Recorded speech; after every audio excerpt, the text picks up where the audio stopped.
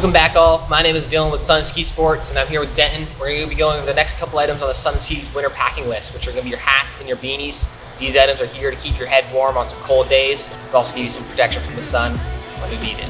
When I go to the slopes, I like to pack a beanie. I personally prefer something that's a cable knit beanie. Not only will it be warm for when I'm out on the slopes, but also when I'm just trekking around town. Yeah, like Denton, I go with a thin coal beanie here. It's fashionable, keeps your head warm so that we can wear it under your helmet or out to dinner. But I also like to bring a trucker hat with me. Get in some side hikes, get good ventilation, keep your head kind of cool, keep the sun off your face. Well, also, I like to pack a hat as well. Just keep it a little bit casual, but the one I chose has a DWR treatment, so when that ice or when the snow becomes a little slushy, still gives you that water repellency that you're looking for in a hat. Also it has a nice flex fit to it, so that way it contours to your head pretty nicely. That concludes our segment today about hats and beanies. Check back with us next time about more about the winter packing list. And if you have any more questions, you can find us at sunandski.com.